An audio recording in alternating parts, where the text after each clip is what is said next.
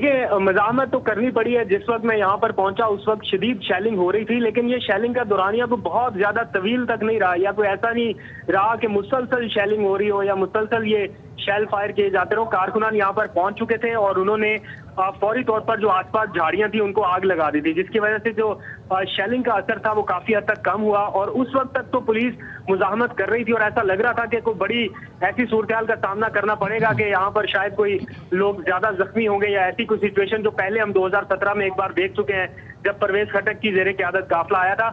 अब की बार वैसी सिचुएशन नहीं थी।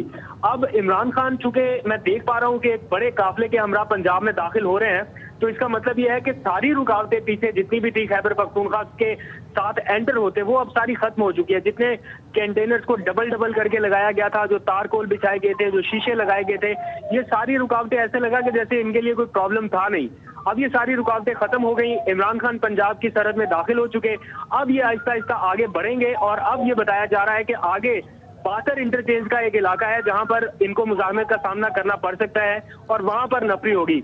राना सनाउल्लाह साहब ये दावा कर रहे थे कि अटक पुल से इन्हें क्रॉस नहीं करने दिया जाएगा, लेकिन मैं खुद भी पंजाब की सरहद में मौजूद हूँ और यही सरहद जो है वो अबूर करके आगे आया हूँ। और अब इमरान खान का काफिला और तमाम कारकुनान भी पंजाब के बॉर्डर क्रॉस कर रहे हैं और अब ये इस्लामाबाद की तरफ बढ़ेंगे। पुलिस की इस वक्त मुजाहमत होती नजर नहीं आ रही।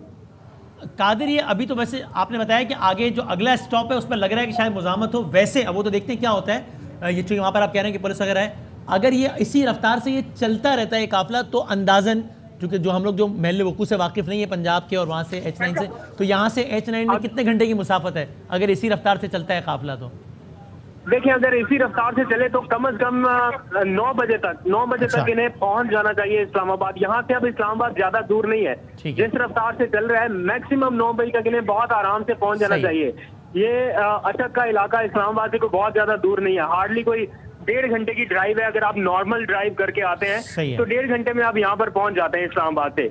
ये काफिले और कादिर, यहाँ पर कोई अनाउंसमेंट है, यानी जो मुकर्रीरीन है, यानी वो अगर साथ में बात भी कर रहे हैं दायरा हाथ में माइक पे ले में, तो अनाउंसमेंट है कि हमारी मंजिल डी चौक है, हमारी मंजिल H9 है, हम इस्लामाबाद में एग्जैक्टली कहाँ जा रहे हैं?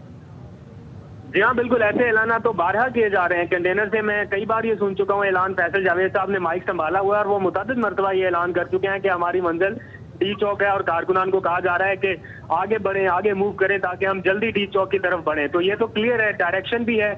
इस्लामाबाद की जो मुकामी क़यादत है उनको भी डी चौक का कहा गया है और यहाँ पर भी ऐलानात ऐसे ही हो रहे हैं। तो कारकुनान अब चूंकि सुबह से इंतजार कर रहे थे इमरान खान के पहुंचने का, वो अब यहाँ पर पहुंच चुके हैं। तो ये एक खबर के एतबार से अगर मैं कहूँ तो बड़ी खबर ये है कि इमरान खान खैबर पख्तूनख्वा से अब पंजाब में एंटर हो चुके हैं। वो सरहद जो ये जहाँ पर सबसे बड़ी एक रुकावट खड़ी की गई थी इंतजामिया की तरफ से कि ये वो रेड लाइन है जो हम इन्हें किसी सूरत क्रॉस नहीं करने देंगे, वो तो क्रॉस हो गई ना। वो रेड लाइन की इस तरह से सूरत नजर आई कि कोई बहुत ज्यादा मुजाहमत का सिलसिला नजर आए, लेकिन वो बड़े आराम से अबूर होगी। और अभी मैं ऐलान सुन रहा हूँ, फैसल जावेद ऐलान कर रहे हैं कंटेनर से कि फौरन मूव करें, हमें रेड जोन की तरफ बढ़ना है। और इमरान खान साहब इस वक्त कंटेनर के अंदर मौजूद हैं, जबकि बाकी जो क़यादत है वो आसपास और कंटेनर के अतराफ में है। ठीक है। और कादिर, मुझे चूंकि हमें इत्तला मिल रही है, मैं अभी अपने रिपोर्टर से बात करूंगा कि अभी अगरचे सुप्रीम कोर्ट के अहकामात हमारे सामने हैं जिसमें कहा गया कि जनाब H9 में एहतजाज की इजाज़त दी और साथ में भी कहा है कि तहरीक इंसाफ एहतजाज को पुरअमन करने की यकीन दहानी कराए और हुकूमत की तरफ से भी रुकावटें ना डाली जाएँ। लेकिन ये इत्तला है कि फैज़ाबाद में अभी इस वक्त भी ये सारा सिलसिला जारी है आँख मचोली का। वो जो अगला, जैसे मेरे रिपोर्टर कनेक्ट होंगे उनसे ही बात करूंगा फैज़ाबाद की सिचुएशन जानने के लिए। आप कादिर बताइएगा कि वो जो अगला स्टॉप जहां आप कह रहे हैं कि आपको लग रहा है कि वहां पे दोबारा शायद आंख मचोली होगी पुलिस और मुजाहिरीन के दरमियान, वो यहां से कितना दूर है ये काफिला?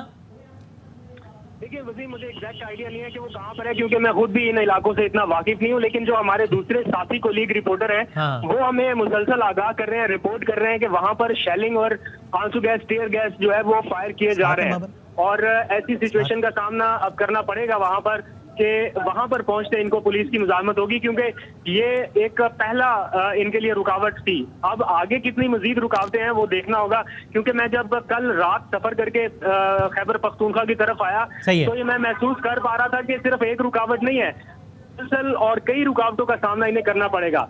तो बातर इंटरचेंज नामी एक मुकाम है, फरूख हिजाज को अगर आप टेलीफोन लाइन पर लें तो वो आपको बेहतर पोजीशन से आगाह कर सकेंगे, क्योंकि कुछ देर पहले फरूख ने हमें आगाह किया था कि वहां पर थैंक यू, बहुत शुक्रिया। अहम तरीन खबरें अब एक क्लिक की दूरी पर, हर लम्हा बाखबर रहने के लिए सब्सक्राइब करें हमारा YouTube चैनल। अपने मोबाइल फोन से मुल्की और बैनुल अक़वामी अहम खबरों तक रसाई के लिए डाउनलोड कीजिए मोबाइल ऐप। बावसूख जराए से मुसद्दिका खबरों, तज्जियों और तबसरों से मुस्तफीद होने के लिए विजिट कीजिए पाकिस्तान की सबसे बड़ी न्यूज वेबसाइट।